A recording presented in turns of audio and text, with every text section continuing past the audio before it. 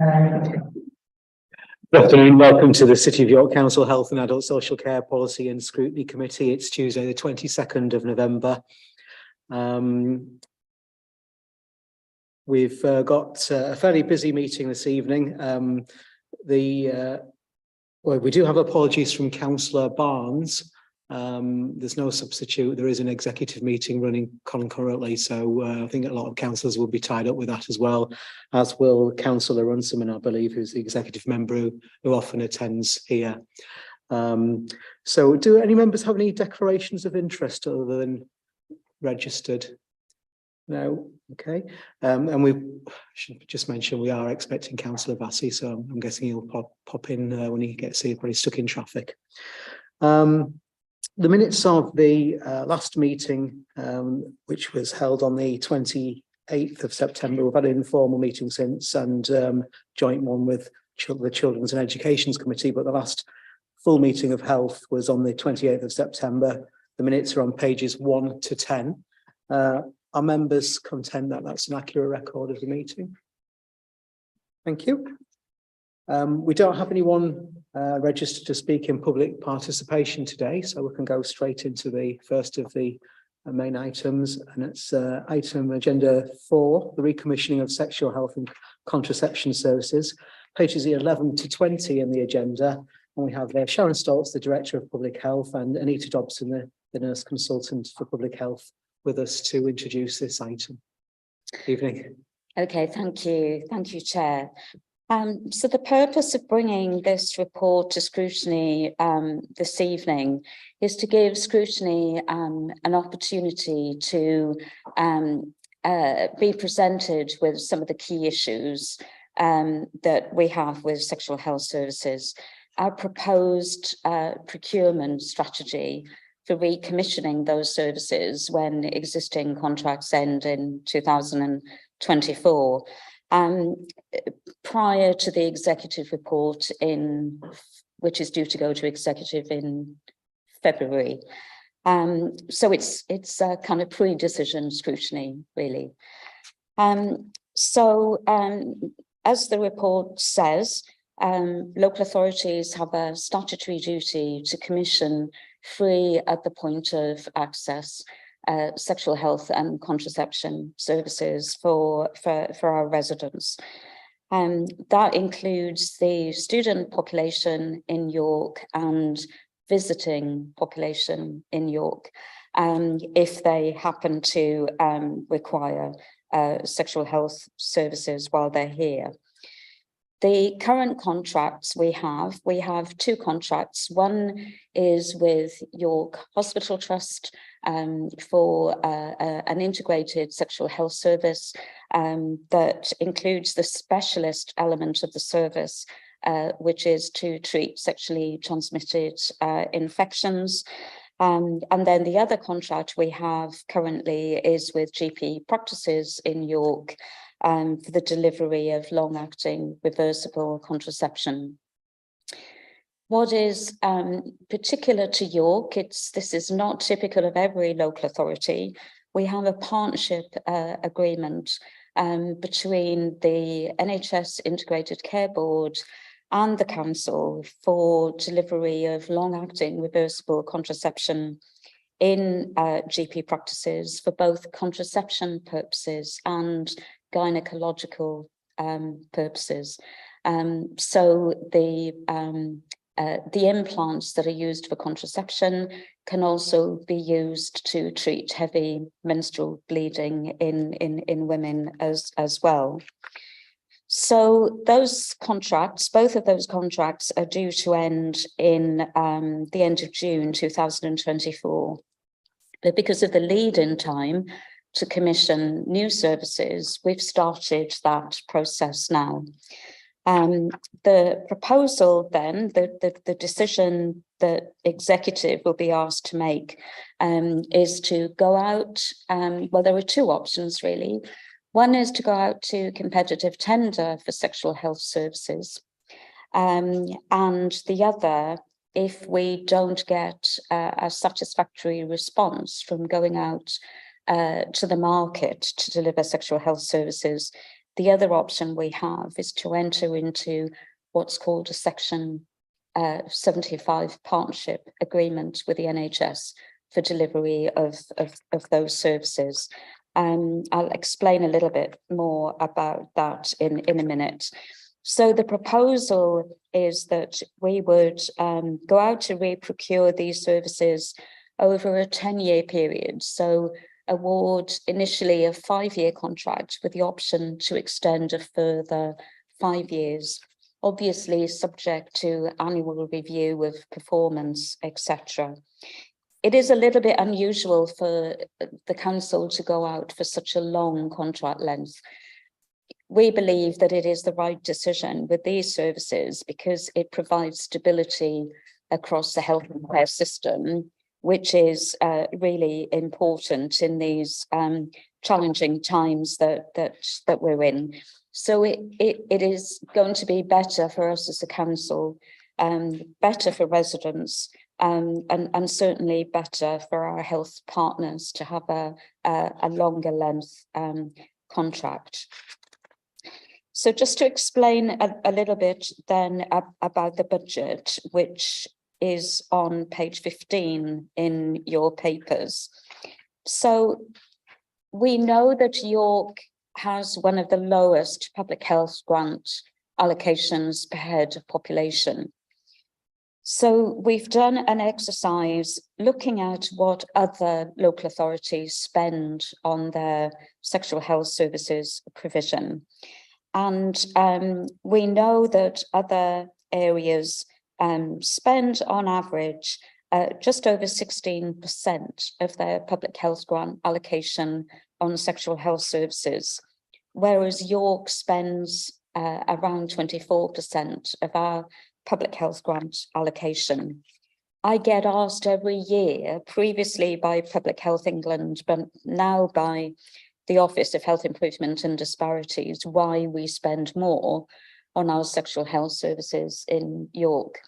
And it is really because when you look at our population demographic in York, we have significantly higher numbers of young people in York, 18 to 25-year-olds, particularly given our student population. All age groups can access and will use sexual health services. But we know from our data that the heaviest users are young people, which is one of the reasons why we invest a higher proportion of our budget. The other issue then to bring to the committee's attention is paragraph 37 in your report on page 17 in the legal section, which explains a little bit more about Section 75 partnership agreement with the NHS and how they work. So if we go out to the market and there are no suitable providers that come forward who say they would like to deliver our sexual health services in York, our alternative will be to enter into a legal partnership agreement with our existing provider, York Hospital Trust, to continue to provide sexual health services. And indeed, North Yorkshire County Council has already gone down that route, because when they went out to tender, there wasn't a preferred provider. So they decided to stay with their existing provider, which happened to be York Hospital Trust as well. However, the LARC element, the long-acting reversible contraception element, can't be treated in that same way, because we already have a Section 75 agreement with the Integrated Care Board for delivery of the gynecological aspects, which is not our responsibility to commission as a council. We're commissioning that on behalf of the NHS. So we are looking at that separately. So we're in discussion with our OCB colleagues, and also in discussion with legal at the moment about how we manage the LARC element, because ideally we would like to go out to the market for a fully integrated sexual health service that would include long-acting reversible contraception as well. And so when the report goes to the executive, one of the decisions the executive will be asked to make is whether we continue with that arrangement with the OCB, or whether in fact we give notice on that agreement, so that when we go out to the market, we'll be looking for one preferred provider that would be able to deliver the totality of our sexual health and contraception service. So I will stop there, Chair, having given a bit of an overview, but Anita and I will be very happy to answer any questions. Sorry, I'm some technical issues with the cameras. Do you want to be adjourned like 2 minutes and then start that? Yes, sure, of course. We're just taking a short adjournment because we're having some technical issues with the camera. Thank you.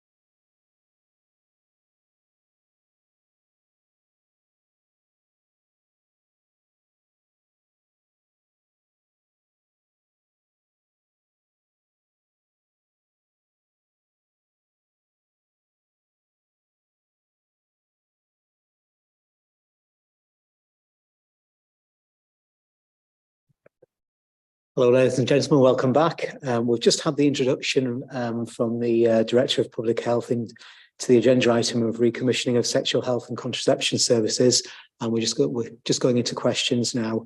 I'll open up for a first question, and then I'll pass on to colleagues around the table. On page 11, the first paragraph, is the requirement to procure competitively still there for other services too, given the introduction of the ICS, ICB and the York Alliance? Yeah, is the requirement to procure competitively still there for other services too, given the introduction of the new frameworks? Yes, so we are expecting national procurement legislation to change, and there's work going on nationally around that. But for now, local authorities and the NHS are required to work within EU procurement regulations. What is different with public health and health services is that they're subject to what's called the light touch public procurement regulations, which do allow us under certain circumstances to be able to award. So a local authority can award an NHS organisation a contract under a partnership agreement, as in vice versa. But strict conditions have to be met to allow that to happen. So there's still a duty of best value, for example, and there is still a duty for local authorities to demonstrate that they've tried the tender route, the market route, and that hasn't worked, which is why they're entering into a partnership agreement. So we're working very closely with legal and procurement on that. We have already had one soft market testing event with potential providers. We've sent out a survey to potential providers. We've asked them to come back to us with any issues or questions they've got, and whether they would be interested in submitting a bid to any tender. And so when we take this report to executive, they will know that all of that has happened. And it will be based on the legal advice as to whether the council has met the relevant tests to be able to award a contract without then going out to competitive tender. So it's quite a complex process that we have to follow, which is one of the reasons why we've started the procurement process now, even though our existing contracts don't come to an end until the end of June 2024. We want to make sure that we've given ourselves plenty of time to be able to consult with relevant partners, consult with service users, the public, etc. And also to make sure that if the provider does change, there's no disruption in those services. So there's time for a handover if we end up in that position. Thank you very much, Sharon. Members' questions, please. Councillor Wells, please. Can I just ask about the funding? It says that York's one of the lowest funded authorities, and yet we've got more young people who are. Is the reason that we're one of the lowest funding, is that an old criteria thing that they were using, and is it going to be updated? Yes, York is in a very unfortunate position in that the baseline local authority public health grant allocations were determined based on what the old primary care trust spent on public health services.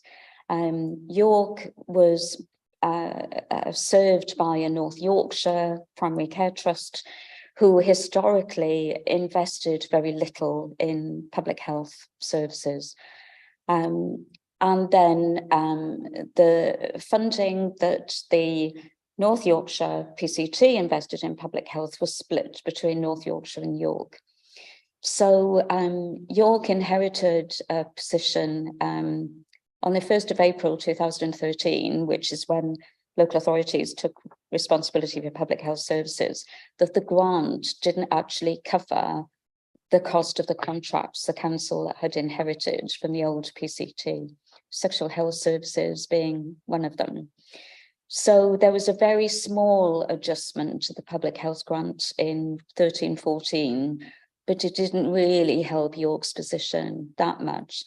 And then, of course, as the report alludes to, we've had national cuts to the public health grant since then. And so we spend considerably less now on our sexual health services than we did in 2013. And as you can see in the report, even though there are pressures against some of those services, we are still going to be asking providers to deliver efficiencies, to be able to manage all of our public health services with what is effectively a shrinking public health grants. So funding is a major cost pressure for us. This is one of the reasons why York, like North Yorkshire and some other local authorities, are increasingly looking at partnership agreements with the NHS rather than competitive tender. Because we believe by building on the good relationships we have between the council and the hospital as our existing provider, we'll be able to have better discussions really about how do we ensure that we can still deliver a quality services for residents within the cost envelope that we have. It's a different quality conversation that we're able to have. And, Anita can say a little bit about the excellent working relationships that we have with the hospital now. So that's one of the reasons why we're looking at that option, because we think it will be better for residents, even though obviously we have to meet all of the procurement tests around that. But Anita.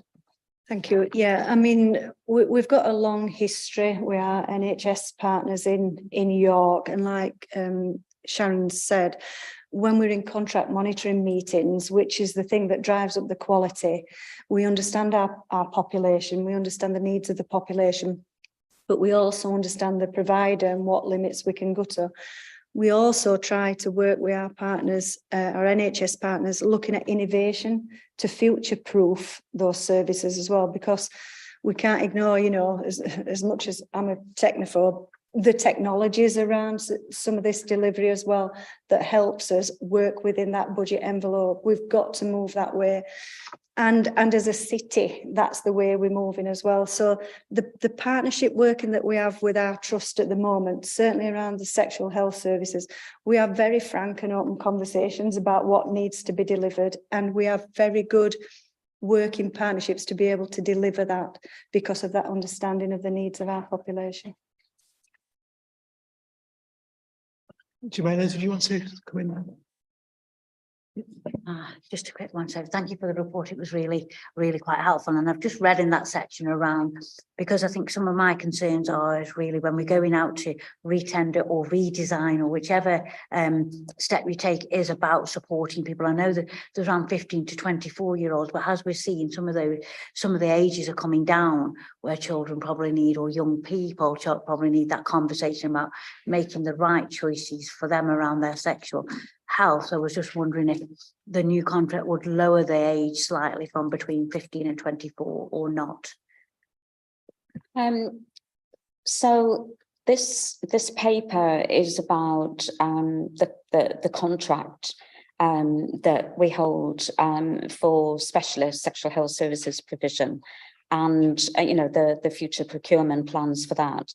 But if you look at the whole of the sexual health services pathway, it's not just the specialist service that are involved in delivery of sexual health services. So if we think of our Healthy Child Service, for example, and our school nurses, the drop-ins that they do in secondary schools, the support that school nurses working with teachers in schools can provide as well. So this report doesn't really go into the detail of the entirety of our sexual health service provision. But, if Scrutiny were interested in looking at more detail in that, obviously we could bring that back. But it is a whole system approach. And again, we work very closely with the pastoral care team in colleges and universities as well to ensure that young people are supported, and indeed older people. Anybody who is sexually active needs access to good sexual health provision.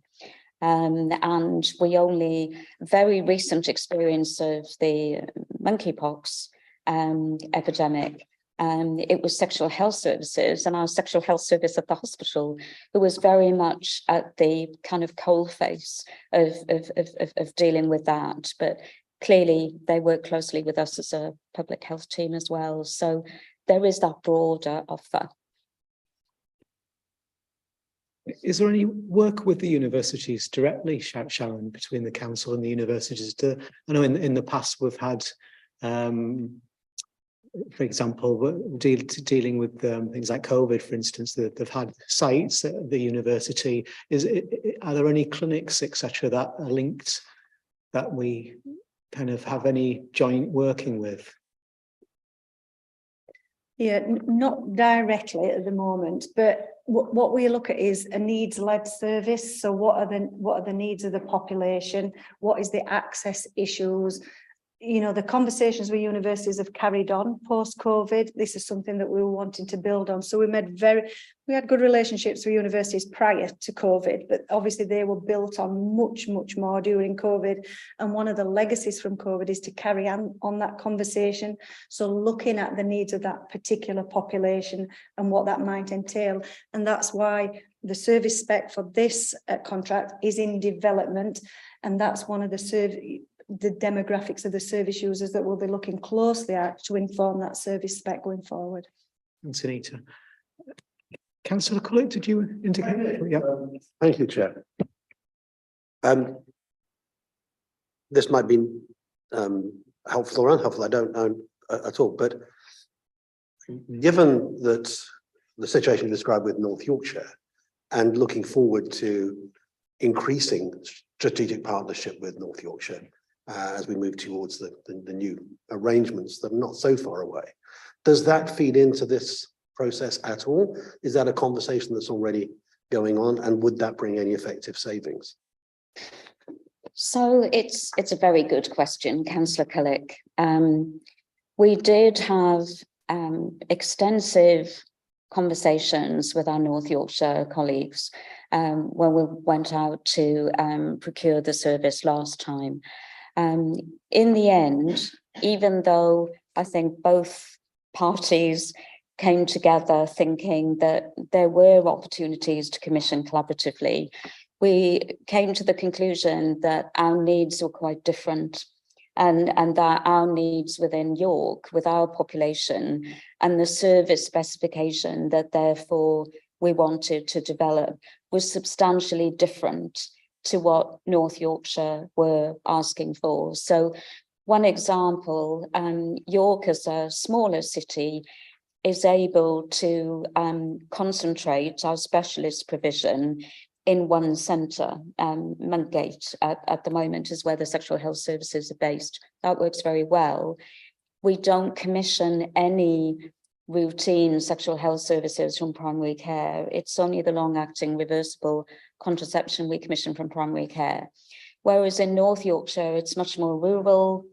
They deliver much more of their sexual health provision through primary care. They still have the specialist service, but it's delivered quite differently, and their population needs are different. So we decided that there would be significant differences in the service specification, and also, you know, working with the sexual health service at the hospital around this, there was no evidence that it would actually deliver any savings either. So it was a joint decision that we reached. That's not to say that we won't revisit that at some point in the future. But at the moment, I think our view is that for this contract, anyway, we will be looking at just York. This is a separate question, but if I could, this is yet another example of how York just seems to get a very poor deal, and a poor deal that has enormous implications for the city, given that something like 15% of our population is students. Given the impact that it has within that overall budget, what would you say were the real impacts? How is that actually affecting the people of York? Because other things must clearly be getting insufficient funding, compared to other authorities who are more generously provided for?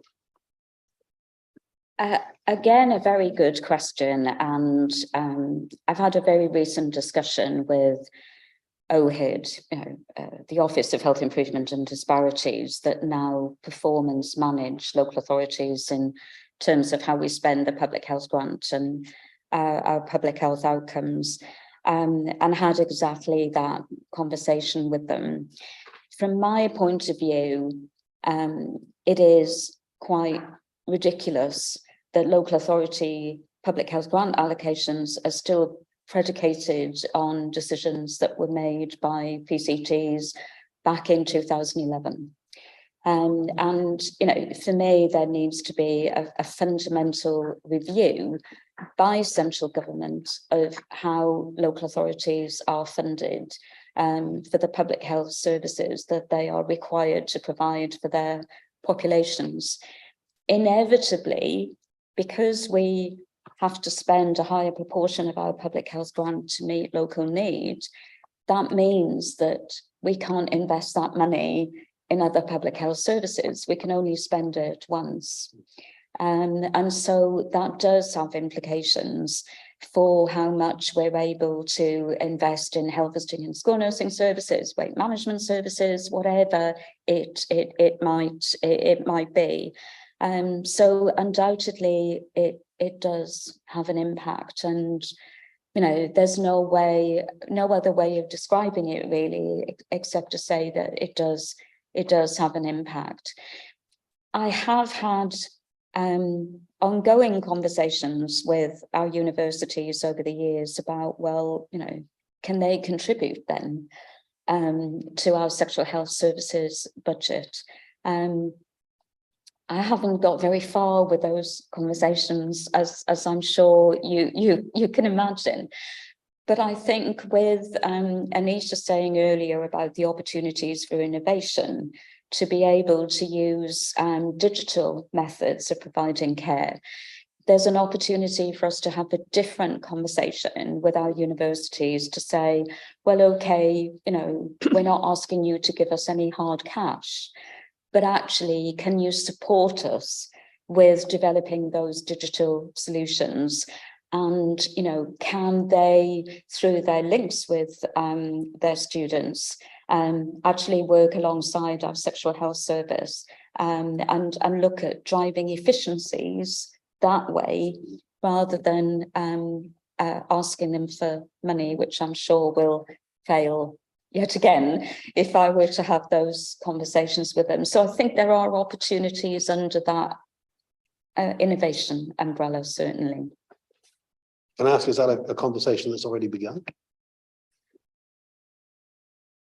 I think it's one of the things I mentioned about building on from the COVID and the ongoing conversations.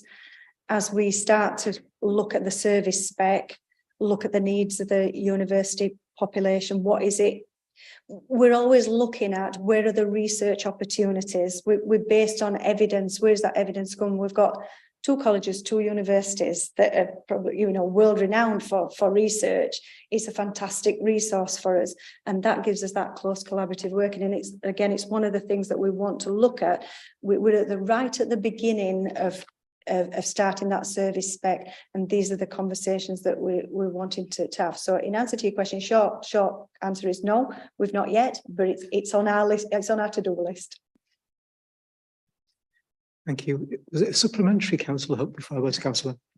I'll go to Councillor Batty first then, please. Thank you, Chair.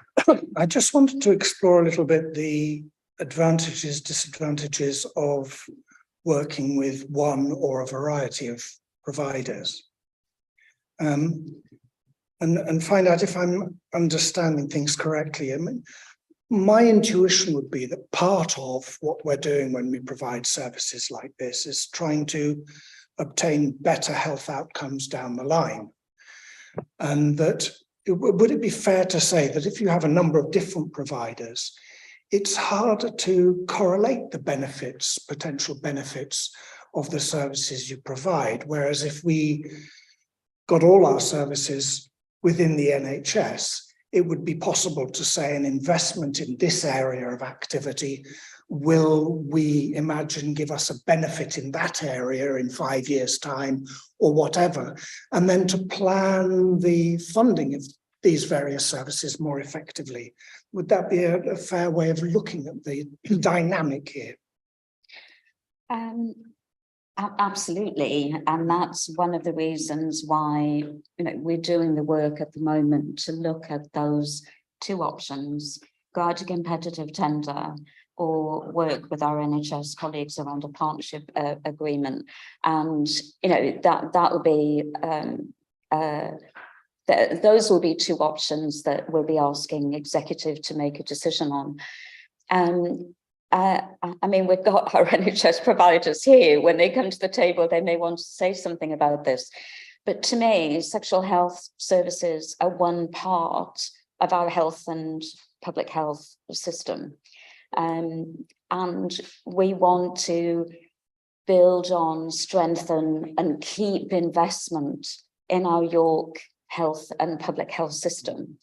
And entering into a partnership agreement, as opposed to going out to competitive tender, when you might have well, it wouldn't be Virgin now because they've handed back their sexual health contracts, but you could end up with a provider from another part of the country who decides, I'd quite like to deliver sexual health services in York, and they may submit a bid through that tender process.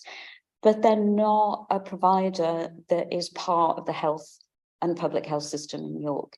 So they're not part of the infrastructure, they're not part of our partnership working arrangements, and they're not embedded in our wider pathways in the way that you've just described, Councillor Bassey. So sexual health services don't sit on their own. The hospital also provides women's health. It will provide reproductive health care, care around sexual assault. We'll have very good partnerships with the police. So those are some of the advantages, whereas an independent provider parachuting in won't have any of that. And in effect, in my professional opinion, it can cost more.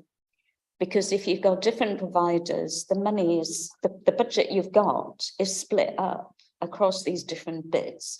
Whereas if you can keep the totality of your budget and give it with one local provider, you get better value for money. And I certainly think we get higher quality outcomes for our residents as well. Yeah, I wonder if I could just add to that. This is one of the thinkings around the 5 year plus 5 year contract, because some things take a long time to embed to see the benefits as well. It is a specialist service, like Chaz says, it's a system, but we're talking about a specialist service here. And the investment in that specialist service could take a number of years for that to see through for the outcomes, because we know in public health it takes quite a while sometimes to see those outcomes. But sexual health is one of the areas that we know for a fact that it gives a lot of benefits when we invest. So if you invest £1, we know that we reap, I think it's about £11 benefits from that. When you look at the outcomes in reduction of under 18 age conception rates, when you look at the reduction in the transmission of sexual transmitted infections as well. So we know it's a really good area to invest to save for the outcomes of the population. But you're right, sometimes that takes time. And to have a stable local provider with a contract that enables us to do that, that's the thinking behind the proposal that we've put forward.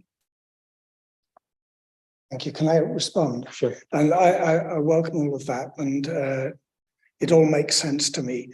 And it makes me think of many of the discussions we've had previously on the link between health and well-being and money spent in hospitals and so on and so forth. It's notoriously difficult. We're continuously fed with the idea, how are we going to have more cyclopaths when we can't demonstrate in actual figures how many people don't go to hospital because they've done some cycling. And it seems to me in this instance, we have a way of avoiding falling into that trap. If we don't split into 15 different places to get our services, because we won't have that information gap, there'll be much more coordination, I think is what I've heard from both of you.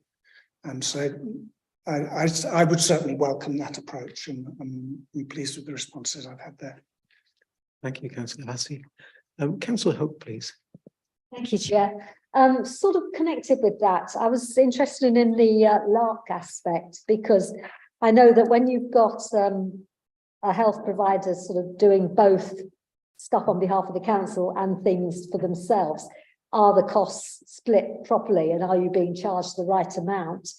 And so the question then follows that if you split it off and were separate with the LARCs, would you end up paying less because they'd been overcharging you, or more, or would it just be more because it's not so integrated and you don't get the savings? So when we entered into the partnership agreement with what was then Vale of York Clinical Commissioning Group, before it became the ICB, we did an exercise. So the CCG did an exercise looking at what they currently spent in GP practices for the gynae treatment of heavy menstrual bleeding or menorrhagia. And we as a council looked at how much we were spending in GP practices for the LARC for contraceptive purposes. So it was a joint piece of work, looking at what we were currently spending and then looking at population projections, and also taking into account the fact that we encourage LARC as the first course, the best option for contraception. So we figured all of that in and then agreed a funding split between the council and the CCG, now the ICB. What we're seeing though, and that was, and I think that was a fair split based on all of the work that we did. So I don't think the council is subsidising the ICB or vice versa. One of the things we are seeing though is that our current arrangement disadvantages the sexual health service within the hospital, because the contract we have with the hospital is a block contract. They get the same amount every year, irrespective of how many people they see or how many treatments they give. Whereas the contract we have within GP practices is based on actual activity. So we know that because of the pressures in primary care, women are struggling to get appointments with their GP practices. And so women are accessing the sexual health service in the hospital in larger numbers, but the hospital doesn't get paid anymore for that additional activity. So if anyone's being disadvantaged in the current system, it's actually Simon and York Hospital Trust. So one of the reasons why, as part of this work, we want to review our current arrangement with the ICB is that we're not convinced that it delivers best value for money for the York system. It might deliver value for money for the council, but it's not delivering value for money for the whole York health and care system, which is one of the reasons why we're wanting to review that. Thank you. Any further questions, members? I've got a couple myself. So they're both kind of linked around the consultation. So page 14, paragraph 19, we've got a section on the consultation, and it describes the process that's underway at the moment and is scheduled to end next month, involving service users and the public and service providers. To help the consultation process, can you tell us what you believe's worked well in the existing model, what perhaps hasn't, and what the learning's been from the current contracting? Yeah, those are the very questions we've gone out to consult on, to be honest, and we've not got that information back as yet. We do know that we have good outcomes from the contract because we do rigorous contract monitoring. The the current service provider, like Sharon alluded to the impacts around monkeypox, which they had to step up and do, that were at no detriment to the sexual health service that they were delivering. And again, that's a testament to our partnership working.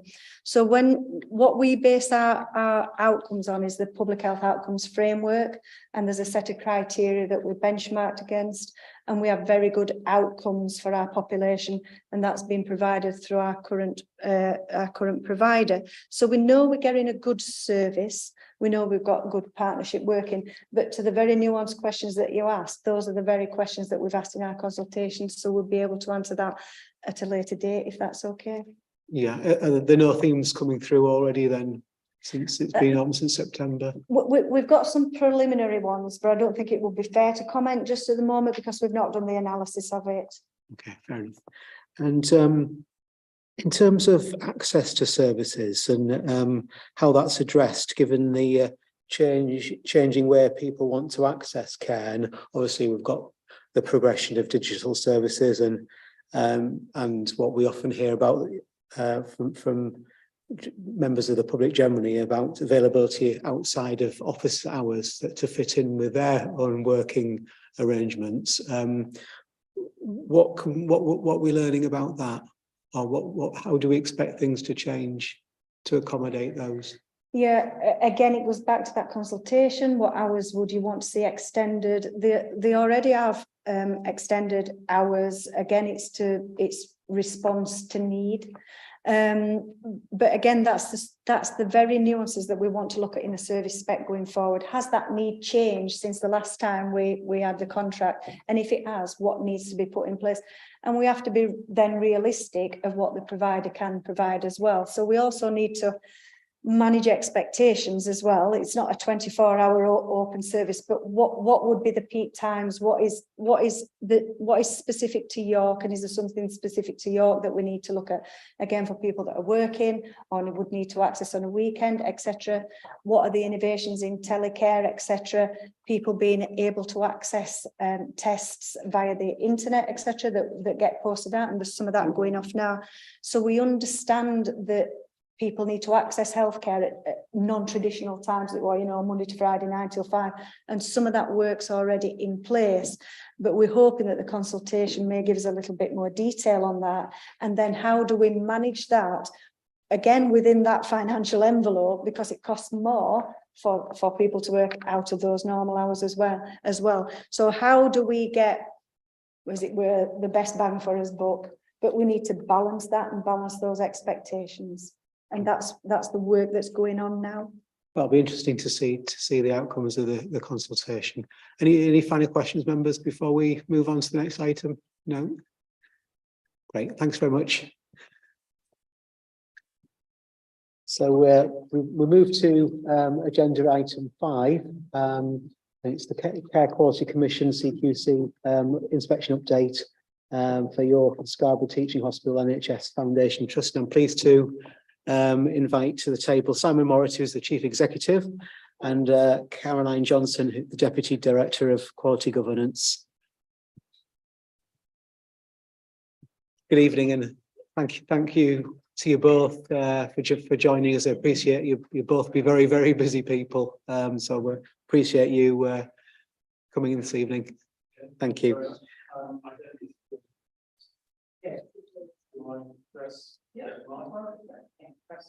There we go. Well, thank you for inviting us this afternoon. Hopefully you've had an opportunity to read the report. It's a brief update on the 2 inspections that we've had this year. One in March, which was unannounced, and one in October, which was a follow-up. But part of the reason why both myself and Caroline were late in the room today is that, as indicated in the report, the CQC are back with us doing a well-led inspection, and starting today and lasting for three days. So we've both been in conversation with the CQC today as well. Caroline is here, to give you just the brief highlights of the report, and then hopefully we can get into a discussion, if that's okay, Chair. Sure, thank you very much. So in March, when they arrived, the CQC was unannounced. They did 7 wards. They were the medical wards. What they picked up at a time when we were really under pressure from staffing. We were in a wave of the pandemic, so staffing was quite pressured. We got a lot of sickness at that point. Was under pressure wards, but the crucial thing they picked up was that we couldn't assure them around the fundamentals of care, so nutrition, hydration, and basic nursing care. A lot of that was that our record keeping system didn't give that assurance, so they couldn't look in the records and they couldn't see that people had received what they needed to receive. What we had was paper nursing records. Then you've got paper medical records as well as some electronic medical records. The nursing records were not the easiest to navigate, and what the CQC couldn't follow was that thread of that care and the assessments that shaped that care. So we put in a lot of mitigations immediately, audits, matron walk rounds. You can imagine the sort of scrutiny that we put in place immediately. But one of the crucial things that we did, which was in train, so it wasn't that we started at that point, was actually an electronic system. So we've developed a system called Nucleus, which is an iteration of our electronic system, which is a creaking aging system, the original sort of electronic record system, which was developed about 20 years ago in-house, and you know, it will be replaced at some future juncture. There's obviously digital work underway, but what we've been able to do is to develop within that system handheld devices that our nurses will have. They are able to then, at the point of care, indicate you know, what care has been delivered. They're able to do the assessments very quickly, which then generates a care plan, which then they can assure against on that care plan. It's had a twofold benefit. It's had the ability that we can then monitor, assure, and also, you know, step in where we're not assured. But also it has actually released time to care because it's a lot quicker than the system they had previously. So we had a you know, a comprehensive governance process around the improvement plans, and what we were able to see when particularly the CQC came back in October was you'll see in the report, they were very positive about the improvements that they could see on the wards that they visited, the medical wards that they visited. So we were able to not only demonstrate through our internal assurance processes, but also an external assurance of the improvements being made. When they came back in October, it was again unannounced, but we were on notice that we knew that they would come back in a window, because we had you know, the Section 29A warning notice, and we'd given all the evidence to assure them that we were delivering the required improvements, and they come back in, don't they, and they check that you've delivered what you need to deliver. At the same time as coming in October, they gave us notice that they would come back this week to do our well-led inspection. So we'll get our final inspection report following this, which I would imagine really will be in the new year with all the factual accuracy checks that go on. When they came in October, they visited medicine again, as I just described. They also went to both our emergency departments, Scarborough and York, and they went to both maternity departments, Scarborough and York. And they did pick out again a number of issues that we are you know, working on to improve. So again, documentation came out in our emergency departments. Nucleus, the system I described earlier, is due for rollout into our emergency departments. So we'll also support that. It's due in the coming weeks to roll into there. They also picked out around our maternity unit around the use of scrub nurses. So what was happening was our midwives are scrubbing in the theatre for caesarean section, and that then has a knock-on effect on staffing levels in the maternity department. So there's a piece of work ongoing at the moment to have a permanent scrub facility that are scrub nurses, not the midwives, so that limits the call on the midwives to do that. So we have got I think it's 3 agency scrub nurses that have just started in main theatres, so that releases some capacity to then go into our maternity, and then we've got recruitment etc. underway, so it's a temporary solution. The other issue which was combined with that was we say closure of maternity unit. It is actually not like a full shut your doors, but actually it's generally where we're going to divert, where the pressure in the maternity unit is such that we've got you know, the capacity and demand are not aligned. So we get to a position where, in order to maintain the safety of the women and the unit, that we sometimes need to actually go on divert, and we have conversations with partners in the region to do that divert, and often that might be within our own hospitals that will be diverting. What they picked up on was just some of the processes around escalation of that within the organisation, so that's been strengthened. They also picked up on environmental issues within the emergency department, and also our maternity department. As you know, with the emergency department, we are going through you know, a new build area, which has created you know, not an ideal environment within our emergency department. You need to walk in there and you can see it's less than ideal. What happened then was our mental health safe room that we have, there'd been some items left because the storage is really at a premium. People had left items outside that room that were deemed a risk, so that was picked up on. So we've put in a number of checks and balances to regularly keep going around and stop people doing that, and obviously raising the awareness of the reasons why you ought not to do that. So, and then the other area was around management to control drugs, just some areas of practice around storage, etc.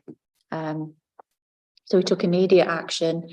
We've got an action plan that we provided to the CQC within the same week, and we are monitoring the delivery of that action plan through our governance processes.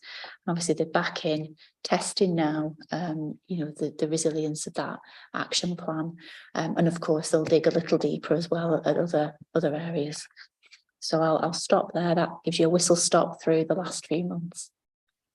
Thank you very much. I'll open and I'll pass around the table to members. It's obviously disappointing that the trusts were issued the 29A section notice, particularly with the resources and the experience that around basic risk assessments not being done in essence.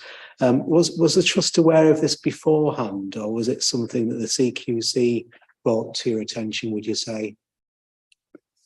Which area specifically? We were absolutely cited on the issues around records and record keeping, which is why we were developing a system to put that right. So it wasn't a surprise that was flagged to us. Some of the things that were more disappointing were issues around medicines management, which really we should not have been falling foul of that. The environmental issues that were flagged again were known as a consequence of the redevelopment of the ED. We had to take 6 cubicles out to do if you've been to the site, you'll see the new build that's sat at the front, which is due for completion at the end of this financial year. So the back end of the year we'll be moving into there, and we had to make a decision there as an organisation as to whether we accepted the capital that was made available to us from the government, which was very sizable, but was a take it or leave it option, or defer the build. So we made the decision to press ahead with the build, because what we will have is absolutely a fit for purpose ED. I don't think was there anything else that was a significant surprise to us in terms of what they found. No, they pulled out issues that we were aware of. I think it was compounded by the fact that we had staffing pressures at that point.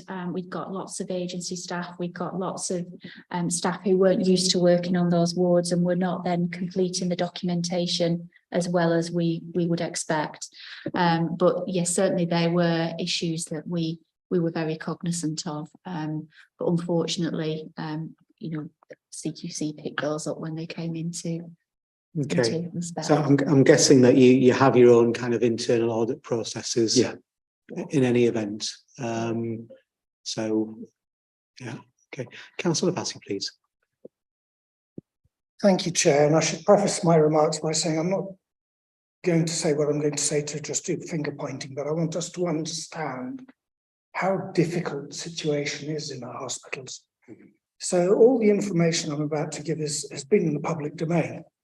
I'm told that 30 beds are due to close due to lack of staff. And that may have happened at the hospital, I don't know, due to extreme pressure. I'll just read a few of these out and let you respond, because I'm hoping we can work together to make this work for our city. I also hear that in August, there were 924 trolley waits of more than 12 hours in York and Scarborough hospitals. I'm told that 8 whistleblowing concerns raised by staff had been upheld by the trust itself. I'm told that delayed discharges left 120 people waiting to leave York Hospital in September and unable to do so. I hear that there's a 14% vacancy in midwifery, and that there were 2 serious incidents in August, one involving a maternal death and another an intrauterine death of a baby in York. I read over and over again when I look at the huge shortages there are. Chief Nurse Heather McNair apparently said there are 100 staff vacancies at the trust, and that £20 million have been spent on agency staff in just 1 year. And these are all hugely concerning to people in York, and I'm sure they're concerning to you and they're concerning to the council. And that seems to me what is hidden between the very short sentences under initial feedback. And I really want to get a sense of how you see us tackling the structural challenges underlying these problems, because it feels like we're firefighting. And I want to have confidence that there's something we can do to either raise awareness of government, to work more closely together, to enlist support of other people, but to change this, because it doesn't look nice to me. I mean, are the things that I've said there broadly correct? Broadly, yes, I did recognise some of those numbers. I'm not armed with that, that kind of information in front of me. But I think just by way of a response, there is no doubt, and I'll broaden this out because it isn't just health services. Health and care services are under intense pressure, and we work very closely with City of York Council, with North Yorkshire County Council, and with East Riding Council, who fall within our geography as an organisation. And it's true to say that all 3 local authorities are probably under as much pressure as we are. I mean, this isn't an excuse in terms of the CQC, but when they did visit us in March, we had the highest number of COVID patients we've ever had. We had the highest number of COVID absences from staff that we'd ever had. And we had at that particular time a really, really high number of delayed discharges within the hospital. So that isn't an excuse for not being able to effectively manage medicine. So I'm not using it as an excuse, but there is no doubt that pressure has been with us for some considerable time now. But we are making progress. We have had some successes with recruitment. Since 2019, we've recruited over 400 international nurses to support our workforce. We're very close to being at establishment on midwifery recruitment as well. We've got 95 newly qualified nurses in preceptorship with us at the moment, and we have a team in India as we speak, in Kerala, looking to recruit 100 nurses, which equates to Heather's point around 100 vacancies. That's just in nursing, by the way. We obviously have vacancies in other specialties as well. We do agitate upwards, if that's the right way to describe. You know, we make our views known through the National Health Service, through the Integrated Care Board, and the Integrated Care Board, on behalf of all its organisations within Humber and North Yorkshire, do the same up through regional teams. The situation is fairly similar in most NHS systems. There are very few that are exempt from these kind of pressures. We're talking specifically about the CQC. The CQC have been to Hull Hospital quite recently. They were in North Lincolnshire and Goole. They were in South Tees. And so most of the system at the minute is both under pressure, but equally under pressure from regulators. And that's not an unreasonable position for regulators to take. It's their job to regulate on the services that they find. But we are positive as an organisation at the steps that we're taking. There's a lot of work we've done around how we might manage delayed transfers of care. There's a lot of work that we're doing with general practice and with the ambulance service about how we look to develop alternative services to taking patients to ED. At the minute, ED is the destination of choice for most patients where there is a query or an acute episode. We don't have a multitude of services to access to take pressure off ED, in the same way that we don't have a multitude of options to get patients out of hospital quickly when they're fit to leave hospital. But everybody, I think without exception, is working really hard to try and make progress in these areas. And there's not much more that we can do really on that point. I knew ED will make a big difference in York in terms of how we manage that acute flow of patients, and we'll be able to combine it with our emergency assessment unit, which will be co-located in a single space. So we'll be bringing together clinical teams within the hospital, which I think will better manage the offer to patients. And we've increased our offer around same-day emergency care, which is trying to manage people within the day and get them out of hospital so they don't have to be admitted, and expanded that to a 24/7 service. And also offering what's effectively a residential care home service within the hospital that's supported by GP beds, which helps to decompress our more acute medical wards. So there's lots happening. But we are under intense pressure that I haven't seen in my 33 years in the National Health Service. Can I respond? Sure. I welcome your candour in unpacking all of this. And as I say, I'm here wanting to be a constructive player.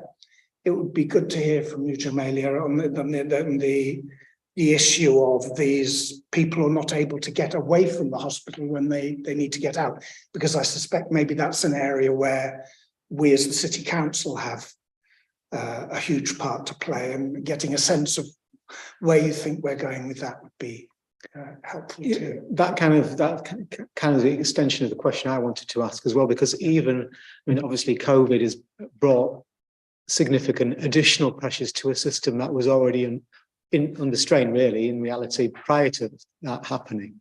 And delayed discharges in particular is something that was spoken about health scrutiny in the 11.5 years that I've been on this committee.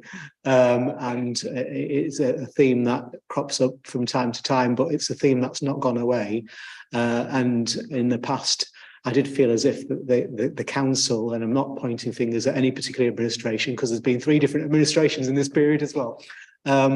But you know, I felt it's felt as if the council should have been doing more in the social care aspects, and having the ability for people, you know, to be safely accommodated elsewhere other than the hospital. So I'd be interested to hear your take on how partnerships developed over recent years on that, and that aspect in particular. And then obviously interested to hear what Jamila has to say. I mean, I get the pressures within local government, and but we have a good working relationship. Our 2 organisations talk every day about the list of patients who are ready and fit to leave the hospital, and I have absolutely no reason to doubt the sincerity of all involved to try and find suitable placements. There just aren't enough. And there aren't enough staff as well, particularly domiciliary care staff, to be able to provide packages of care for patients as they leave home. But again, we're working on solutions. Finally, this week there was an announcement around the 500 million that I think the Health Secretary before this one announced some time ago. We've all been waiting on tenterhooks for that, because actually that's not inconsequential in terms of the size of the resource that will hit the patch that we cover. So City of York, North Yorkshire and East Riding, and there's an opportunity there for us to provide some additional capacity. But I don't know, Jamila, whether you want to add anything to what I've said. So yeah, I think the partnership relationships are really, really great, and you will see fluctuations in delayed discharges in all acute hospitals, similarly with York, and the numbers seem quite high, but not everybody is ready to be discharged. But we work on them to support them out in a timely way, and depending on the complexity of needs, sometimes you have lots of complex patients who need a multiple service input, and then you have others who can be discharged quite quickly. I think from a social care perspective, if you just look at our Q2 spend, you know, we're overspent in adult social care by 4.2 million. That just shows you the complexity, and the majority of that spend is patients coming out of hospital. So I think where we're working quite closely with the trust is making sure that we've got the escalation in place. So we have exec meetings every morning, so we don't have patients waiting unnecessarily for exec level decision making. And that's myself, the COO, the Chief Operating Officer, and the ICB coming together every morning. And that's a commitment there to make sure that we have that flow, and then to make sure that we have the right services in place. We have a York discharge group every Friday. Again, that senior leaders coming together to say, have we got the right shorter term and longer term services in place? And some of the 500 million monies that are going to come into play, and those have got to be agreed by the 16th of December, will also support delays in discharges. I think Simon's quite right. It's about actually saying, have we got the right services in the right place? But equally, I'm also saying, following COVID, are we supporting people back in the right place?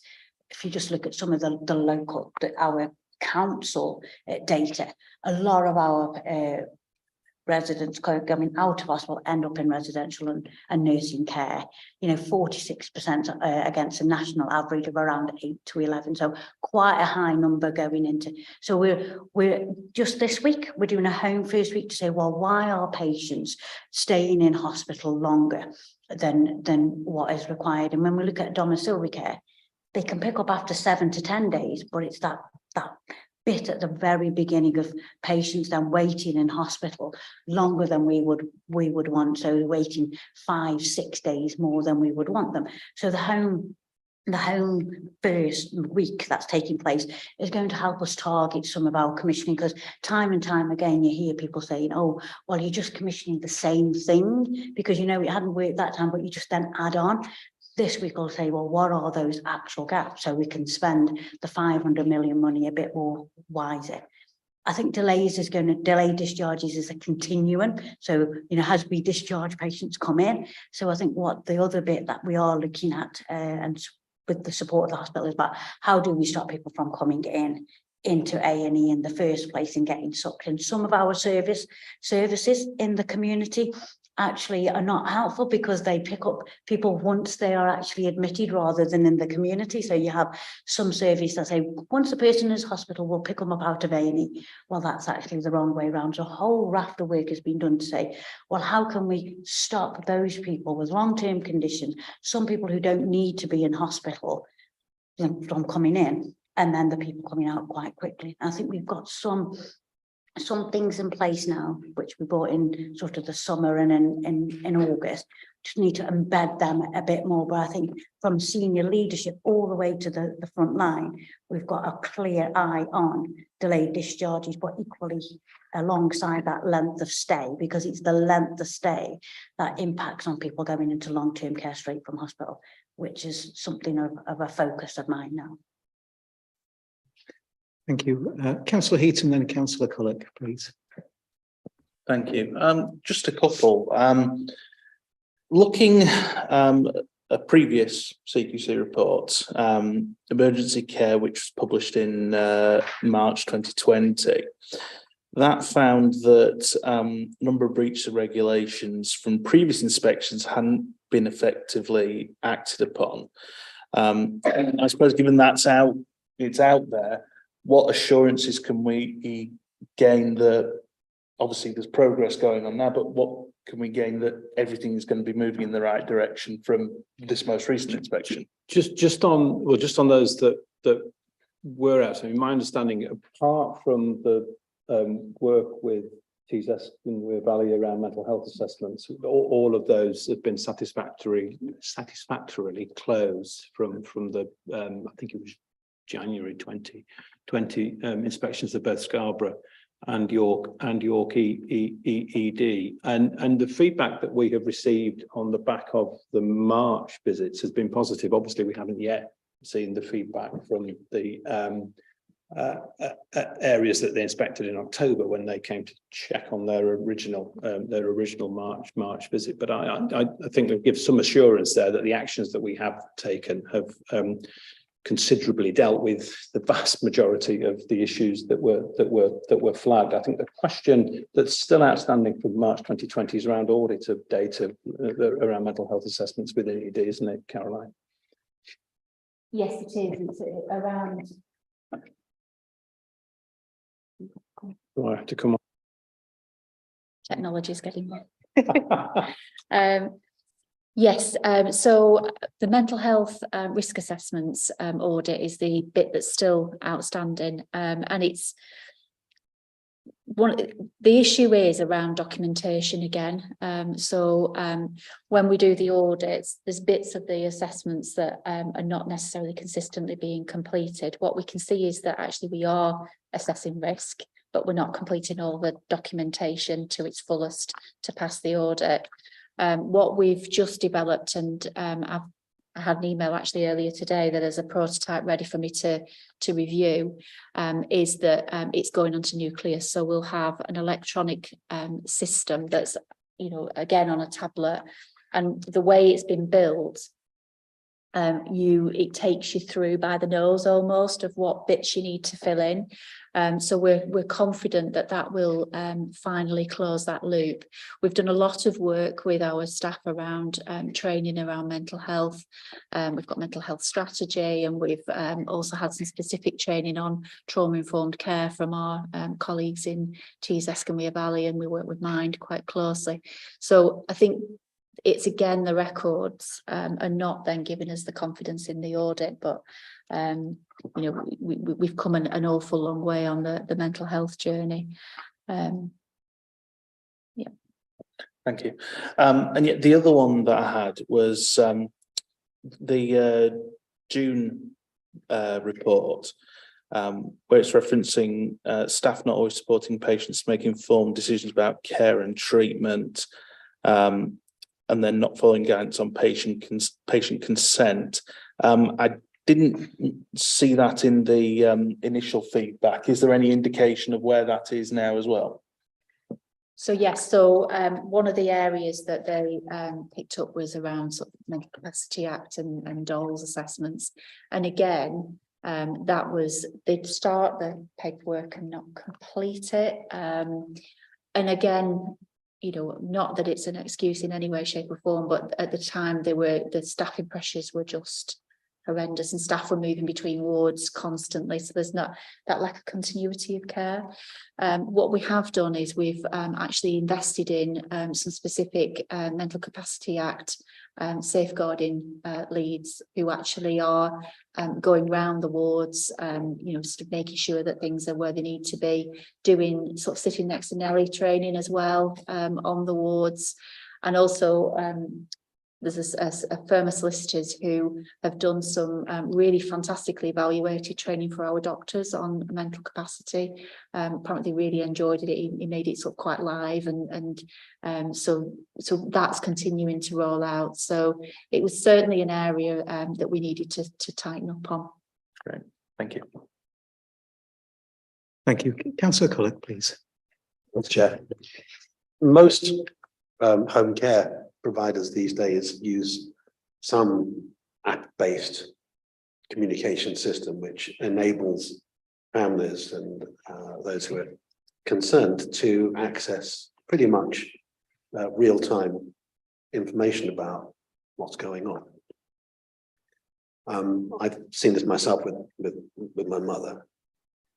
Is there anything within Nucleus that would provide that kind of real-time assurance for families, for those who are concerned about the welfare of patients? Not as far as I'm aware within Nucleus, which is very much a staff digital system, but there are apps that are being developed in the NHS for patients and families. I think it's still early days. Patient Knows Best is one that particularly allows people to keep track on any planned or elective care that they might have. But I'm not aware of anything yet that's tested on the market around managing acute secondary care, unless you are, Caroline. I'll have to switch on. No, I'm not aware of anything that we've currently got that we could use. Like you say, Patient Knows Best is really coming. I think really what this starts to take us down that track of is how we strengthen our working with our patients and our families. So we've just recruited a head of patient experience. And I think what we need to do is much more of working with our families and our patients to look at what they say we need to improve within our care. We've done some of that within the improvements that we've done on the back of the CQC inspection. So we actually asked our patients and their relatives what their experiences of our care was on those wards. And actually, by and large, it was really positive. There was bits around food and things that come out, things you'd expect, noise at night and things, but generally they were positive. But we can't rest on our laurels of that. We need to continue to keep asking those questions. And we've just recruited 3 patient safety partners, which are lay members who will be part of our safety sort of governance processes, and we're working with them to look at how best do we use their skill set, really, their sort of ability to hold the mirror up. And I think that's what we need is to use that patient experience data and that co-production to really hold the mirror up, because sometimes we can think we are doing things to the best, but actually our patients might tell us otherwise. So I think there's 2 things we're talking about there. There's that real-time information about somebody's specific care, but there's then that using the feedback and involvement agenda to be able to really properly improve our services and be nimble in improvement. Again, if I could, Chair, but a very different question. really, I guess, just asking how things are now, particularly aware that the middle part of this year, the spring, summer months, posed enormous challenges in terms of COVID. You've referenced that in the impact it had on staff availability, reliance on agency supply workforce, and it was also impacting patients who were in hospital. And I know of instances where there was either the nursing home that would have taken someone was saying, but we can't take them now because we've got COVID and we're shut for now, and now we can, but no, the patient who's still there in York Hospital, but now they've got COVID and they won't be able to move because the home won't take them. And that was going on backwards and forwards, and the story that was repeated again and again and again, which must have had enormous impact on so many. Is that better now? Have things begun to reach an equilibrium again? Can you just tell us how things are now? So I can tell you from the care home point of view, and then from the how does it feel at hospital. So I think with care homes, thanks to our public health colleagues, we've done quite a lot of work with the care homes about keeping their staff and patients safe. A lot of care homes are, single bedrooms, and it's about how they support with donning and doffing and making sure that, as the nursing staff move in and out of particular rooms and units, that they feel quite safe. I think what we've had is much more homes now a bit more willing to accept, especially their residents who have COVID back in the home if they feel confident that they can support them. We still do have homes who will close, which is quite rightly if they have a number of cases, which is because they need to safeguard their residents and staff as well, which is right. But we haven't got this blanket now where care homes are saying absolutely not and saying no to their own residents as well. So it's a much more of a managed admissions into homes. We haven't got the same. You were quite right that I relate to that, no, they can't come, yes, they can, and oh no, they can't come now, as we had before. It's much better. And where homes feel that they need more guidance, they do feel quite confident with our public health team to pick up the phone and say, what do you think about this particular scenario of patient? And we haven't had too many homes saying, no, we can't accept. But I do say there are still homes that do close depending on the number of cases they have. So I'd be right in thinking that the pressures that have been described in the middle part of this year were particularly acute, and things are easier now than they were back then at the time when the inspections were done and everybody was pulling their hair out. Certainly, we're not under the kind of pressure that we were under at the end of March when the CQC did their first unannounced visit. But COVID hasn't gone away, and I'm sure Sharon briefs the council on a regular basis about prevalence. And I haven't checked today's numbers, but we were hovering just over 100 or so. Has it gone down? Yeah, but trust-wide, we're still looking at managing around 100 COVID positive patients, and we are still under relentless pressure. The acute demand in the hospital has not waned. What makes that more challenging is that there's been no lull period in the year at all. We've got a rating to sort of assess busyness called an Opal rating, Opal 1 to 4. We've largely been Opal 4 being the busiest. We've been at Opal 4 consistently now for probably a year, a good year, going into last winter. So to very little respite during the summer, the odd day where we dip down to Opal 3. So that's the challenge. And we're obviously now into the height of winter as well. We'll see, it's still early days to be really clear about flu, but it was pretty grim in the Southern Hemisphere. That's usually a measure of whether we'll get a significant flu outbreak as well. Although the vaccine this year is a very good one in terms of picking up the right strain, so I'm told. So that may offer us some respite, and obviously we're still vaccinating with the booster in terms of COVID. But I would anticipate that the pressure that we're under now will certainly continue to the end of this financial year, so into the final quarter. So our financial year runs until the end of March. Sharon, did you want to? Thank you. I'd just say that was going to be my next question. So what are your anticipations for the next few months? But thank you. Did you want to say something, Sharon, there?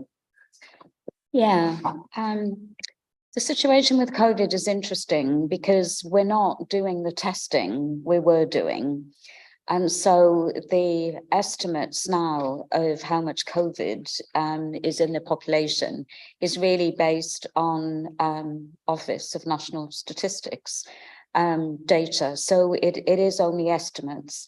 But I'm sure that, you know, you will all be aware of people who have had COVID, and certainly through September, October, we did see quite a rapid increase in the number of people who were being tested and were coming back as positive.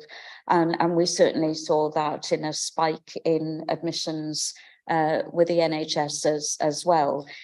But it's not just COVID we're concerned about. We're concerned about all respiratory diseases, not just flu, but other respiratory nasties, which also lead to increased pressure on ED, etc.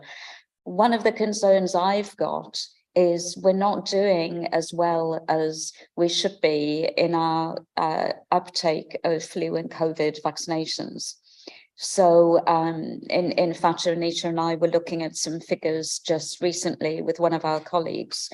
And this isn't just in York, it's across the country. Nationally, there are significant concerns that people are not coming forward for their COVID and flu vaccinations in large enough numbers. In York, we're way below where we were last year, for example, in vaccination uptake, and that's across the board, not amongst particular communities or groups of individuals. It's across the board and all ages. If we're looking at flu, it's children as well. What that means is that if there is an uptick in the prevalence of COVID and flu, we have an unprotected population because we haven't got enough people vaccinated to provide herd immunity. And that inevitably will put pressure on the hospital and on adult social care.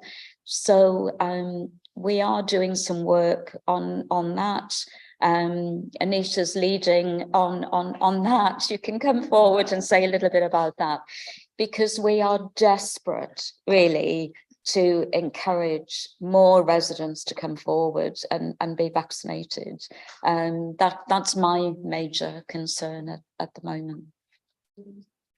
There's a national push around 2 to 3 year olds. We know from the Southern Hemisphere that children in particular made a large proportion of admission to hospitals. So it's a great worry that we've got a very small uptake in 2 to 3 year olds. Nationally, all families that have got a 2 to 3 year old within that family will be written out to that have not had a vaccination. That's how serious it is at the moment. We're doing a lot of work locally, targeting early years providers, etc. Also, we've got a very low uptake at the moment with care workers. We need to really work on care workers and understand why they've not come forward for that vaccine. So that's another strand of work that we're working on. But like Sharon says, across the board, like I said, the vaccine's great, but you've got to get it in somebody's arm. You know, you've got to come forward with your arm. You know, it can only work if it's inside you. The issue is now we're up against it in time.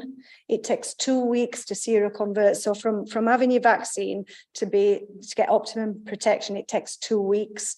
We know that flu usually peaks, well, Christmas Eve to New Year's Eve, that time. So we're at a crucial time now for people to really come forward to be vaccinated, to get protection for when we know flu is likely to peak. So we're really up against it. So I suppose that there's also a plea to anybody around the table, anybody that's listening or watching, if you know somebody, please encourage them to come forward for the vaccination. they can get vaccinated at the Askham Bar site. It's a walk-in, you don't need an appointment. And there's 10 pharmacies across the city that will offer vaccination. So there's plenty of places to be vaccinated. But for those populations, the 2 and 3 year olds are very crucial. The care workers are crucial, and we're focusing a lot of work around those 2 demographic areas. Thank you. And I guess this is probably an area where the council can probably help a lot with getting a message out to residents in the city, and particularly obviously we've got access with our own comms team who can work with the local media outlets, whether that's the newspaper, radio, whatever. I'm sure they would all be keen to help with that. So perhaps that's something else we need to be doing more of if we're not already doing it.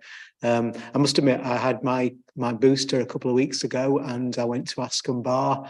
I booked a place within a few days in advance, and they offered me the flu jab while I was there. It was really simple, 1 in each arm, done.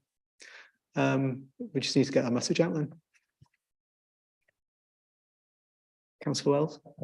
Can I just say that's not the experience of some of the people I've talked to that went for the COVID jab because they were invited for one, and the person that was issuing the injection asked them why they wanted it and that they didn't need it.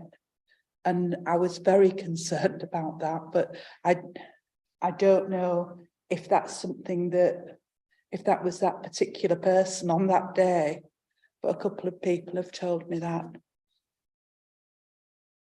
I'm concerned that they would say that somebody that a vaccinator would say you don't need this vaccination, but I would be happy to take that outside of this meeting if you'd like to feed that back to me, because obviously that is a concern, because we know vaccines work. We've seen that the world over, you know, and that vaccines are safe and safe for everybody that comes forward. And if anybody's got any vaccine hesitancy, especially at Askham Bar, and pharmacies will do the same, but they have time to be able to talk through any issues. But I'd be very happy to pick that issue up outside this meeting. Thank you.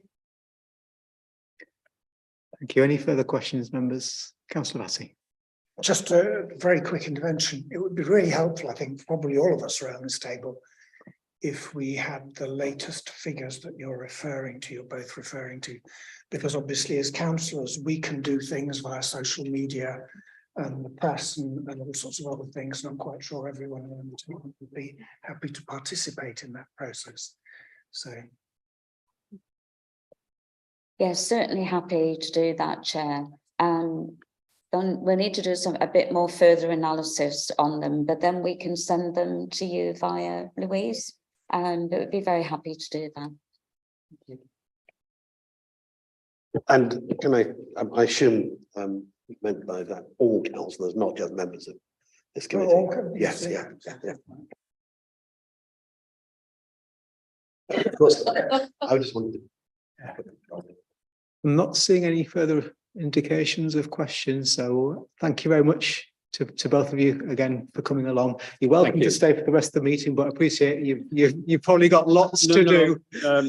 We'll leave you to it, but obviously we'll be happy to come back when we get the final report from the visit that's being undertaken now. So, great stuff. See you again soon. Thank you. Thank you very much. We'll take a 5-minute comfort break. I'm aware that we need to let our colleagues out the building as well, because you'll be locked in, I think, otherwise. So if members want to take a 5-minute break, and then we'll continue with the next item.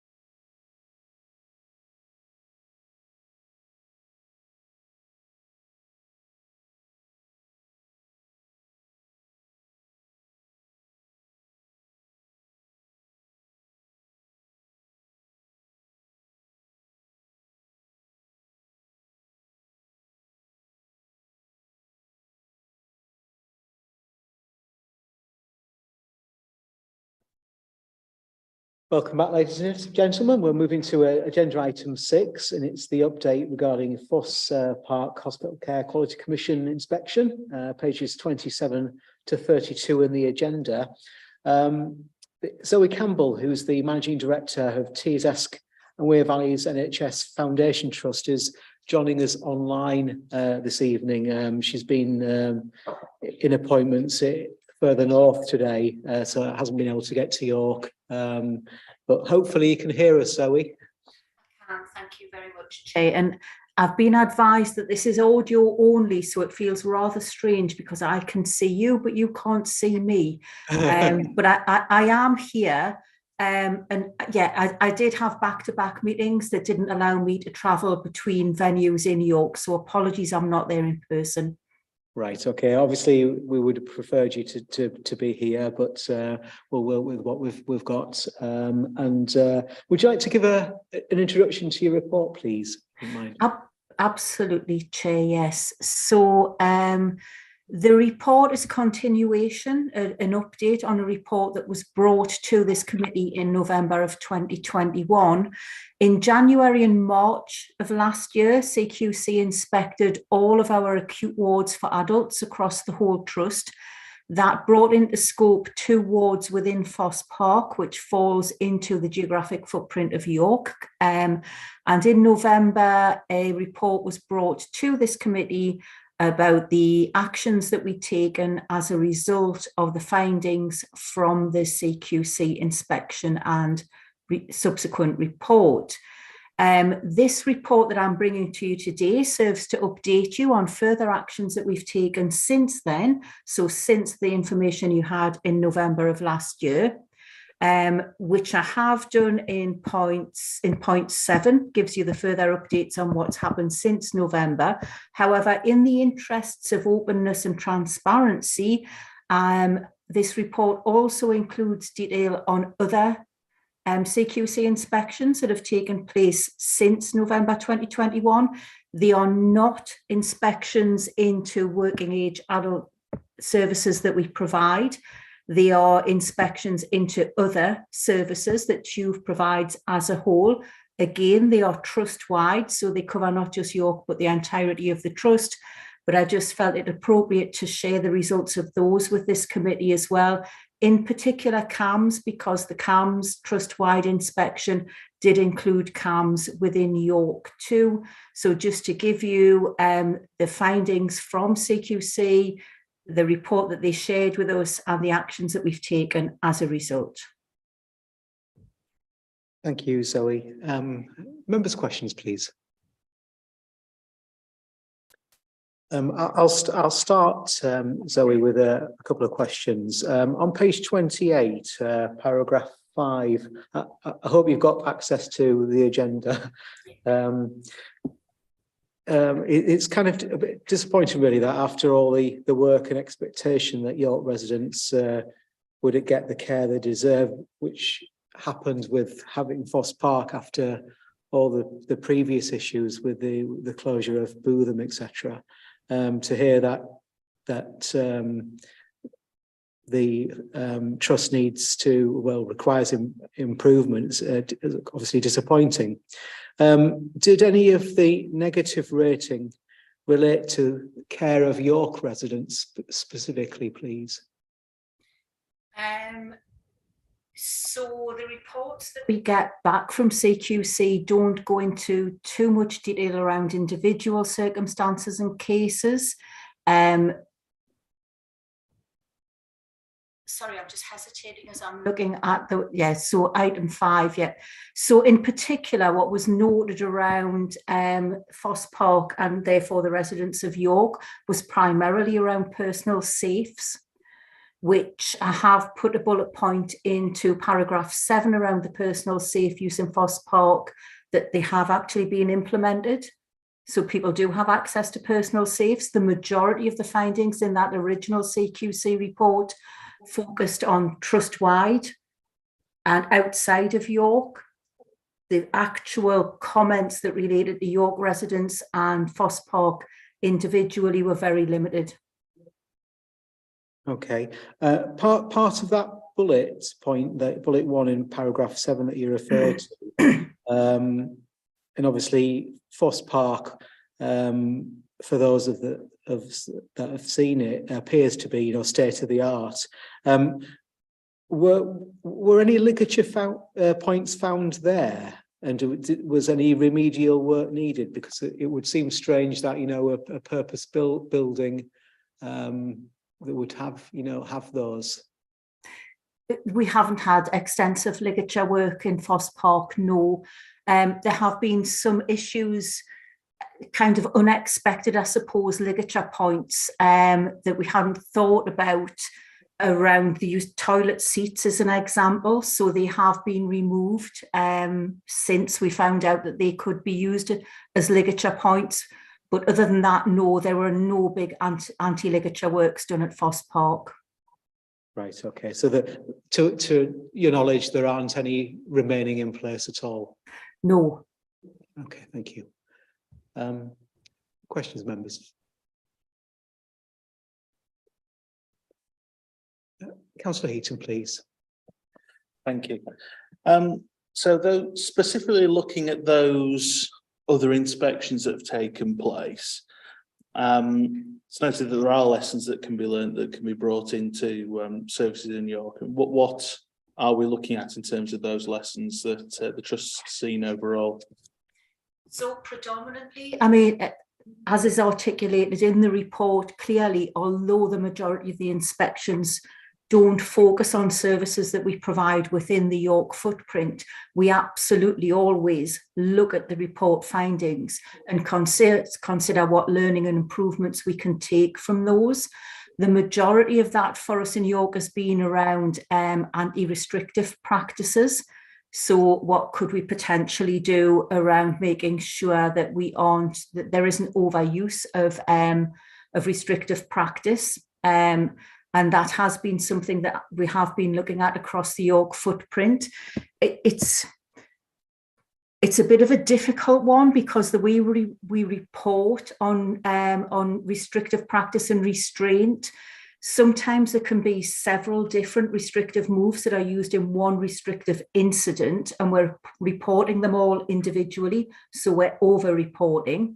But we are absolutely looking at that across York and looking at how can we be sure and how can we assure ourselves that staff are trained in the most effective use of restraint and restrictive practices. And we have seen some improvement in that as well in York. So we're monitoring the numbers on a regular basis. We're monitoring how things are used and why restrictive practices are used. So we are assured that it is all appropriate and that it's moving in the right direction and that staff are being trained appropriately.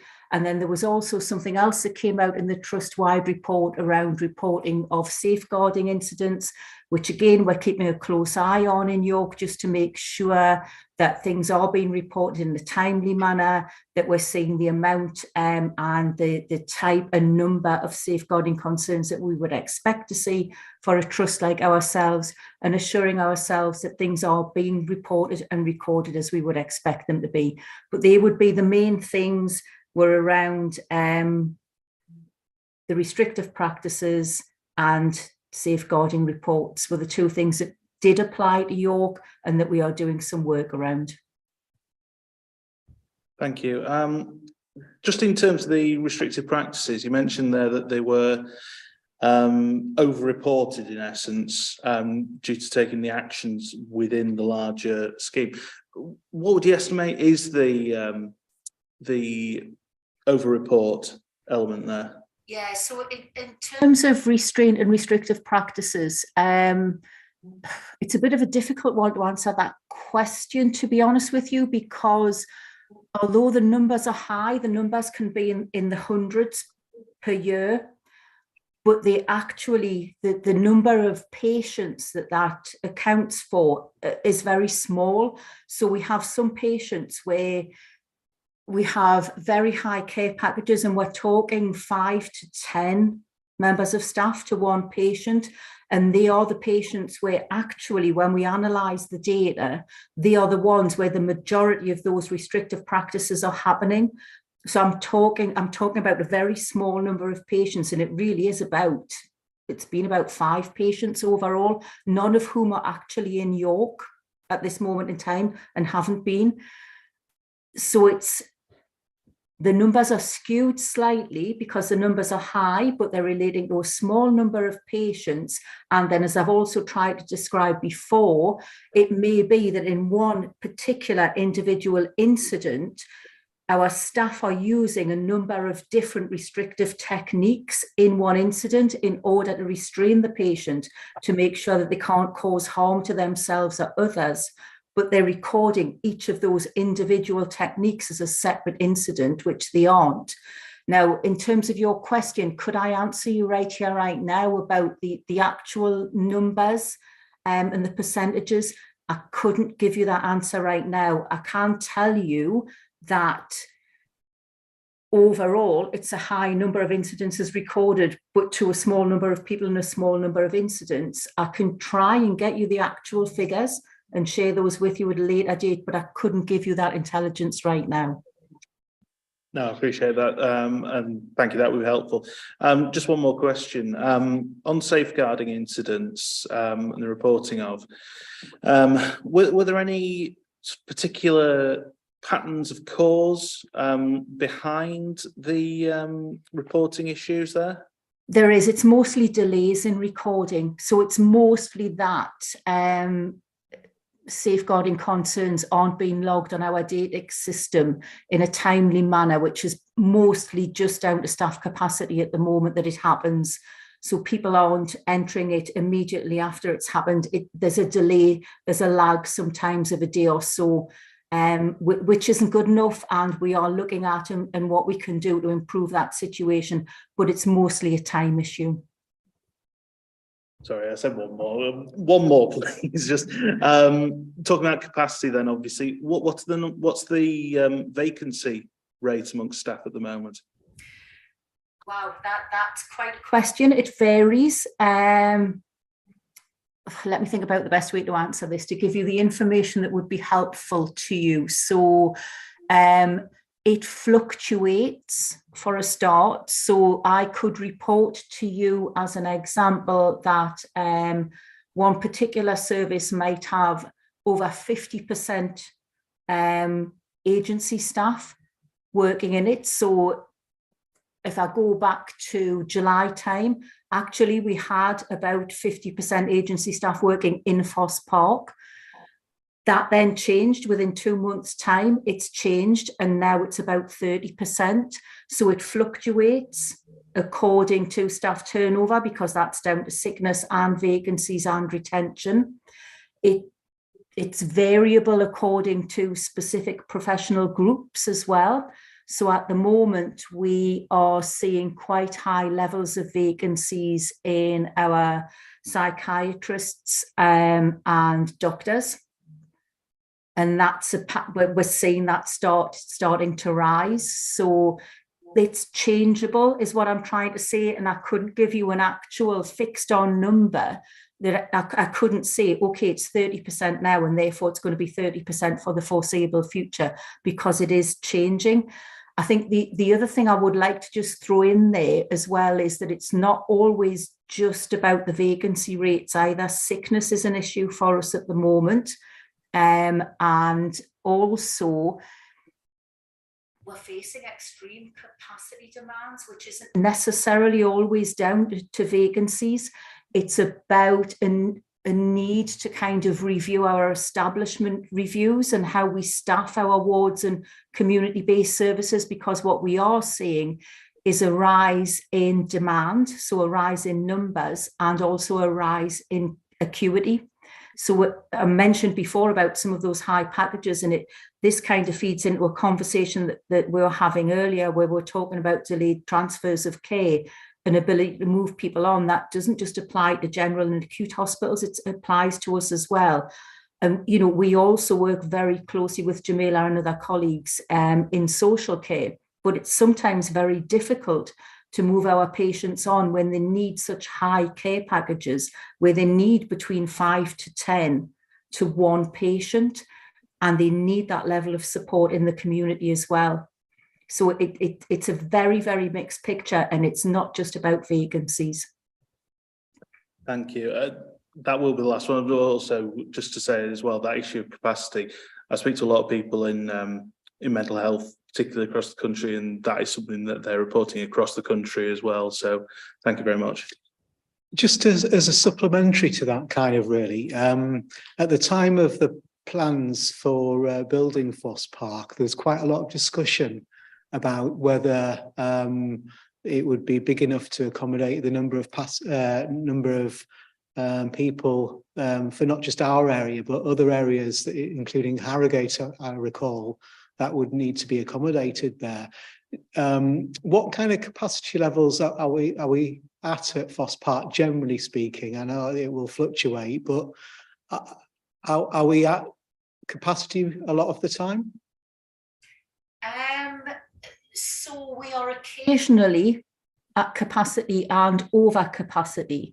I think one of the things we have to bear in mind is that sometimes with our patients, they go out on leave, so we can use the bed for somebody else, but that does places at over capacity in terms of our recording, but not to such a level that we think we need to increase the bed levels across the entire hospital. In fact, I think what we would do is caution against that and actually look to where we can put more resource into community mental health services and a more preventative approach rather than build the bed base back up. So I think at the moment, I hope I'm answering your question. Please, I'm sure you will let me know if I'm not. At the moment, there are moments where it's tight, but overall, we haven't reached a point where we would reach out and say, we do feel that we need to increase bed capacity overall. We're okay. Because that would be something that would obviously very much concern us, because prior to Foss Park opening, obviously a lot of the patients from York had to be accommodated in other towns, whether it be Middlesbrough or sometimes further afield. And obviously that's not good for the patient or for their families, and we wouldn't want to see that kind of situation arise again. Just picking up on your comment about the 30% agency staff, is that covering the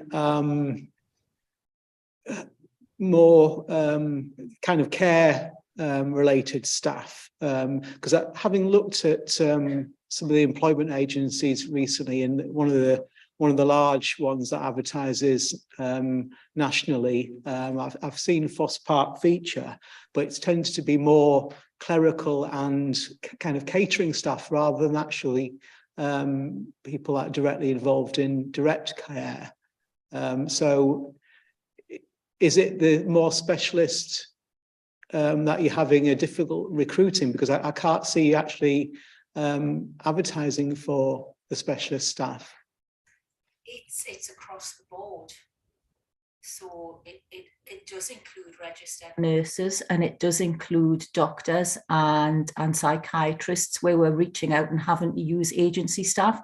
But we have contracts, as do other trusts, with agencies that we directly recruit staff from. We also have thresholds, nationally imposed thresholds from NHS England that we need to apply in terms of the rates we would pay people and how long we're allowed to have agency staff on board that we're compliant with. So there's not a massive overuse, but like the majority, I would say all NHS trusts, not just mental health ones, we are reliant on a certain level of agency staff at this moment in time. Okay, thank you. I'll go to Jamila first, and then Councillor Wells indicated she has a question. Hi, Zoe. Yeah, just a couple of questions from me, because I was just looking at point 7, and I think you've answered some of the queries I had around the staffing, because that's an issue, as you say, not just with mental health trusts, but trusts across the board and equally in social care. But I was just wondering about how quickly do you think you will be able to notice changes, and the patients will start noting changes within the people, the culture? You've appointed a head of risk management, and you put in a new performance mechanism in place, how quickly do you think we will be able to see the changes going on within the acute trust? Because I think it's regardless of whether your patients use it or not, they will. Some patients may use it. It's around how the trust as a whole is supporting individuals. Yeah, and you're quite right, Jamila. I mean, you know, when we're talking about bed use in Foss Park, I think one of the things that I would like to just make clear to the committee is that we operate as one trust-wide system. So there are occasions where patients who live in York may well be placed in other parts of the TUV overall trust, and vice versa, that we may have patients from other parts of the trust within beds in York, because we do operate as one trust. So that does need to be considered. So we're starting to see change now in terms of our ability to have that kind of from ward right up to the board viewpoint on what's happening in specific services across the entire trust. We're absolutely starting to see a change in culture. We're starting to see improvements. And I completely share the Chair's comments at the beginning about the recent CQC inspection outcomes being disappointing. They were disappointing for us as well, because improvements have absolutely been made. We're getting support from the system and from NHS England improvement as well, which is very much welcomed by us. We've had involvement from NHS England improvement team that have highlighted some of the things that we need to do. Not that we're not already working on them, we're seeing improvement. It's more about the fact that some of these things we need to speed up now and do more quickly. So that's where we're focusing at the moment, but we are already starting to see improvements. Okay, thank you. Thank you, Zoe. So my second question is around CAMS. And I know we're doing quite a lot of work, Zoe, aren't we, together through the CAMS executive group.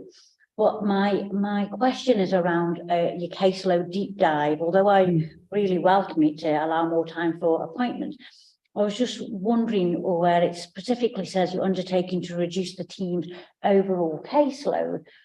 Where do you see the pathway of the other young people going once you reduce those caseload? Because those young people probably need support elsewhere, or are you envisaging that they may no longer need support and they're just on a caseload and don't need any more reviews? I was just a bit concerned what happens to those children that come off a caseload then. Yeah, completely. I totally appreciate that. This isn't about us in inverted commas, offloading people from our referral waiting list or caseload onto others, just so that we can streamline our caseload. It's not about that at all. What that review is about just doing an assessment of whether or not some people are sitting on caseloads where they shouldn't be. So they could be involved in a particular practitioner's caseload, but they're actually being seen somewhere else in the system already. But we haven't put that onto our system. So they're showing us somebody who's just sitting overall with one particular practitioner. So it's more about that. It's more about us getting richer data and intelligence to understand, should somebody be sitting on an individual practitioner's caseload within our systems, or actually is that giving false information about the caseload that each individual has? One of the reasons this came about was because of the CQC inspection, which identified that within our systems we had high caseloads. But when internally we've started to look at that, some people actually should have been moved on. They were sitting there erroneously. So a lot of it is about that. Rather than us just saying, oh, we just want to move people onto other parts of the system. But some of it also is about where is the best, safest and most appropriate place for children to be seen, children and young people to be seen. And if we look at that in terms of we are a whole system, there are occasions where sometimes TUV practitioners now were being taken up on cases that actually could be dealt with better, more efficiently, and more quickly in other parts of the system, particularly with our partners in the voluntary sector. So we're not looking to move people on inappropriately. We would never do that. Patient safety is always the priority. It's just more about making sure that we aren't potentially actually holding some people who could be seen elsewhere. And that would actually deliver a better outcome for them, as well as the system as a whole. And also that we've cleansed our caseloads to make sure that we aren't, as we had been doing, having patients sitting on an individual's caseload and actually they weren't seeing them anymore because they didn't need to. The person had moved on. Yeah, thank you. Councillor Wells and then Councillor Bassey, please. Thank you, Chair. My query is about young people and children. On point 10, it says that some children and young people have been waiting a long time for treatments, and then it goes on 11 to say that the service was achieving its targets of maintaining contact with children and young people on waiting lists. Can you tell me how long is still waiting a long time? How long a long time is? And what the contact, when it says it's maintaining its targets of contact, what exactly does that mean? So maintaining the target of contact is around the keep in touch. So that's more of a light touch check-in with people, just to see whether or not people need to be moved up the waiting list, and just to check in on people. And again, going back to the point I made before, that actually sometimes what we find is people are placed on a waiting list and the circumstances have changed and they've moved on and they need to be removed from the waiting list, whereas some people may well need to be moved up. So that's the kind of keep in touch call. I beg your pardon, was your other question around how long people are waiting? Yes, please. Okay, so I mean, the majority of people who are referred to us for an assessment from the generic CAMS team, they do get that assessment within 12 weeks, typically as an average. We get roughly about 219 referrals per month. Of those, sorry, I'm trying to do numbers off the top of my head here. So of those, I think it's about 80 of a neurodevelopmental assessment. So they actually need to go for that neurodevelopmental assessment before they can come back in as well. And I think there's about 1,500 children, young people on the assessment pathway waiting for those neurodevelopmental assessments. And that can take between 1 and 2 years, but that sits outside of the service that we provide. And I think the other thing that's just key for me to mention here is that where we get urgent assessments and crisis, we are still able to respond within roughly 2 to 3 weeks for anything that's seen as urgent and crisis. So I think the waiting list matter, it's dependent so much upon what the service user is presenting with, what their particular circumstances are, because sometimes there is a very long waiting list, but that's because of the fact that people need to go for assessment outside of TUV, for things like autism. So if somebody's waiting over a year for an assessment, and presumably they're still doing the in contact thing, and so if the situation's getting worse, are they seen quicker? We could see them quicker for mental health assessments, yes, absolutely. But we're not commissioned in TUV to provide diagnosis for autism or to provide autism services. So that sits out with, so we often get people who present with a dual diagnosis, so they have mental health and autism or potential autism. And when they're on the waiting list for the autism assessment, that's the bit that can take quite some time. Would you happen to know who is responsible for those services then? Because I think this is perhaps something we'd be interested to hear from the committee, because it is a real shocking statistic that, you know, that children might have to wait 1 or 2 years for an assessment, and I appreciate it might not be your responsibility, but it is still a shocking statistic. So it's primary via the Duke Centre in York who provide the autism assessments. Okay, thank you. So that's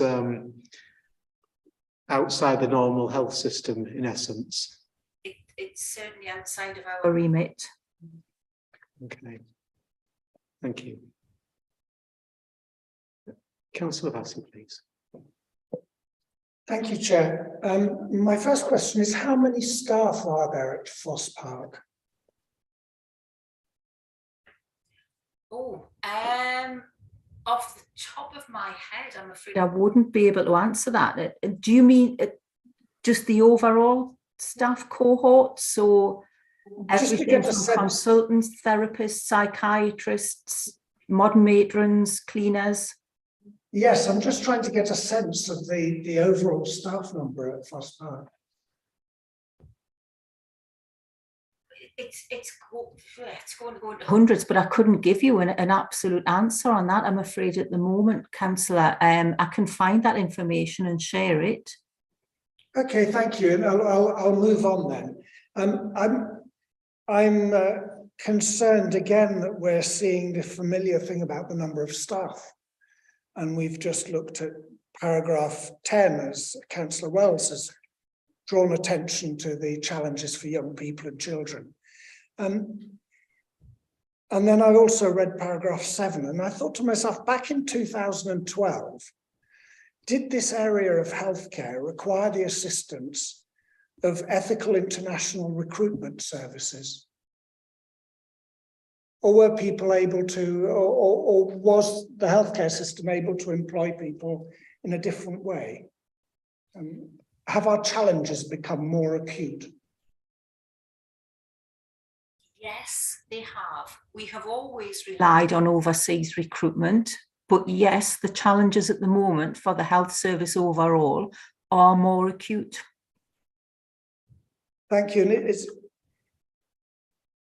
again, I'm just trying to get to understand what's going on here. So how much time and money does somewhere like Foss Park spend on recruiting staff, on trying to retain staff? And I'm asking because in paragraph 10, we hear that not all staff were appropriately trained in mandatory skills. And I'm wondering how much of that might be related to staff turnover, to short-term staff arriving, and to having to continuously retrain people. So just like to get an idea of the impact of the staff turnover, the agency nurses, on the whole question of training and access to mandatory skills. So you are absolutely right. One of the big factors that plays into the CQC findings that not all staff were trained in mandatory and statutory subject matters is because of the high turnover that we see. So we've got new people who have started and therefore won't have gone through the training. Absolutely, that's a major factor in that. So I guess the purpose of this paper wasn't to bring those kinds of facts to the committee. However, I completely understand why the members of the committee are interested in that data. And I am absolutely, of course, more than happy to get you all the figures on our staffing turnover, where we are, what the spend is on agency. If you would find that helpful, then I can provide that. I think you'll find we're in a similar position to the NHS overall. Thank you for that. I'm sure you're probably right, but I, for one, would find it helpful to get that kind of context to help inform committees like ours as to where the pinch points are and where we need to focus strategically to try to relieve the pressures on healthcare services, including this one, which is undoubtedly very important. So if you could collate that information, it would be very welcome. Thank you. I can and I shall. Thank you very much, Zoe. And I appreciate what you said about the content that you're here to speak to tonight, but it has raised some issues I think we'll probably want to look at further separately in the future. Councillor Heaton, please. Thanks. Yeah, just following on that element of training. When we're looking at high turnover, how long roughly would it take for a new member of staff to be trained to that mandatory level? I'm going to apologise up front here because I feel like all of my answers, sorry, my responses start with, well, that depends. Because it really, we don't have a one size fits all approach. So it depends on the role that you have. It depends on the profession that you're working in. So clearly the training that a registered nurse would have to undertake would be different from a speech and language therapist. So it depends on the modules that are specified for each particular role. Some of those modules are delivered electronically. Some of them have to be done face-to-face. And where there's a face-to-face requirement, then that lengthens the time undertaken in completing them all, because people have to travel to various venues to undertake that training. So it can take several months for somebody to complete all of it, and a lot of it as well. You need to repeat on a regular basis. So it's about continual professional development. So you need to be seen to be repeating those modules on an annual basis as well. Thank you. So to be clear, it's not simply a matter of going through, for want of a better phrase, an induction process, and then everything's up and running. It's not. And just to add an additional nuance in here as well. So we do, one of the things we do both in terms of people's professional and personal development in their roles at TUV, we do see people move on from things like, being a nurse on a ward and then moving up into a leadership level, which clearly would change the mandatory and statutory training that you need to undertake, because you're no longer acting as an active nurse on the ward.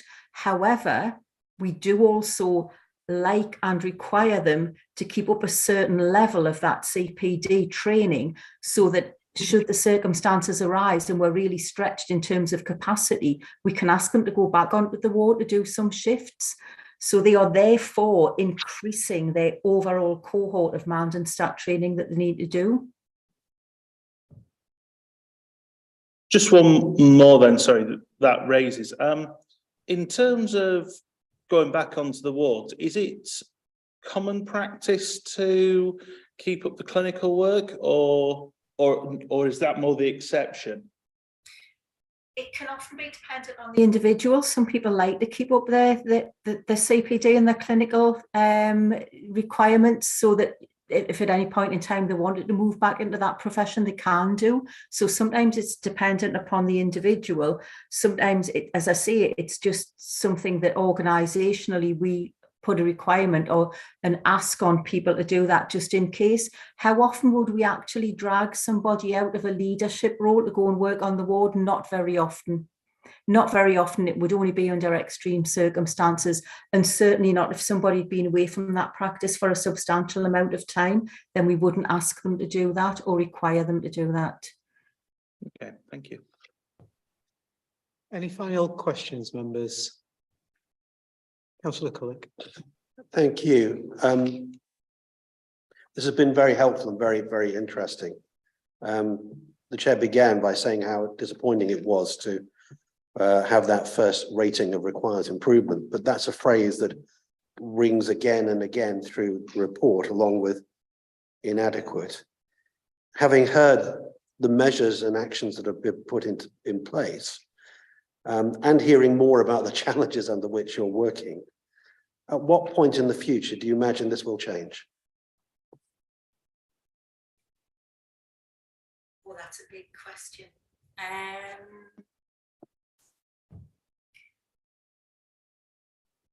So I couldn't give you a specific deadline or timeline for at this particular point in time. We can absolutely say that things will have changed. We're seeing positive change happening now. Even given all of the challenges that we're facing, we are still seeing positive improvement happening across the board in TUV and things starting to get better. There are some of the issues and challenges that face us that are system-wide. In fact, they're bigger than system-wide. They're facing the entire NHS, and we make representation both nationally and geographically to the system around all of those. Those things are going to take longer. There's no point in me sitting here now trying to pretend that we're going to solve the staffing issues and the rise in acuity and the rising demand readily and easily ourselves, because we're not going to be able to do that.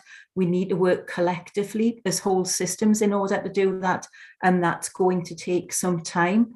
I completely anticipate that the next time I come back, or one of my colleagues comes back to this committee to update you on where we are, it will have been an improving position.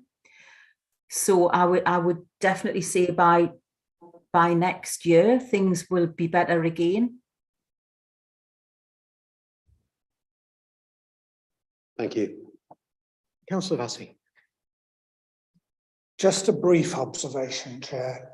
We've sat through two agenda items with similar problems, and I'm left thinking about the hundreds of thousands of vacancies there are across the health service since Brexit, and I think to myself, what have we done to ourselves?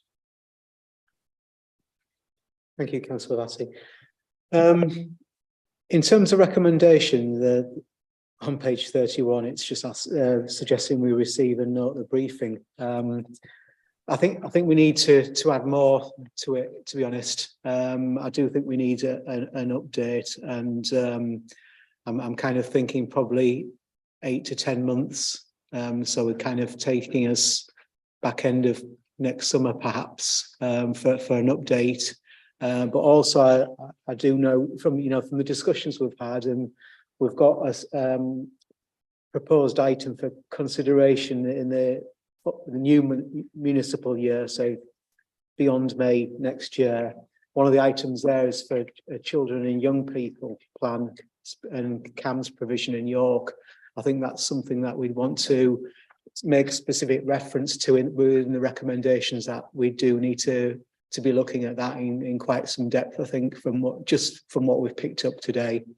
And I think we need to, obviously, I'm pretty sure I won't be chair in May or beyond, but if I'm lucky enough to be still with the council and on this committee, it was something I would want to see, and I think we ought to add that in as just a marker, really, to encourage whoever might be on the new committee post May to be looking at that, because I think there's some important issues there.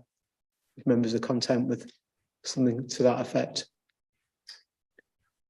Okay, thanks very much for joining us, Zoe, and hopefully you and your team will be able to join us in person next time, because I do think that is more beneficial. But thank you anyway, and I appreciate you've been busy today. Thank you, Chair. I completely agree. Apologies again that I wasn't there in person today. It was unavoidable, but there will be somebody in person with you next time, and I look forward to talking to you all again soon. Thank you very much. Right, members, that takes us to the work plan, which we're kind of limited now to, I think, pretty much what we have here in terms of what we have left of remaining meetings. So we've got the commission slot on the 14th of December. I understand from Louise that we'll possibly have some councillor colleagues from other authorities possibly joining online. They've indicated that I think we've from 3 authorities already, that they'll probably join us. So that hopefully be an interesting discussion. and the February meeting or again looks fairly substantial. So that takes us up really to for the rest of this municipal year. Is there anything else anyone wants to raise this evening, Councillor Vassar?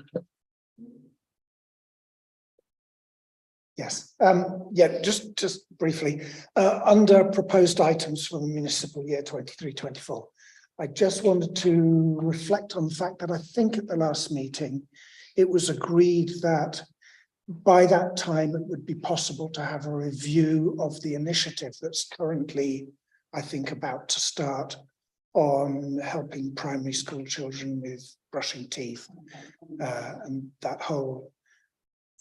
Is it? It's on there. Oh, am I on? It's on, Hiding on the back. and there's also a special item on teaching me to turn pages out. Excellent. Well, if no one else has anything else, we'll I don't have any agenda items, so we'll draw the meeting to a close. Thank you.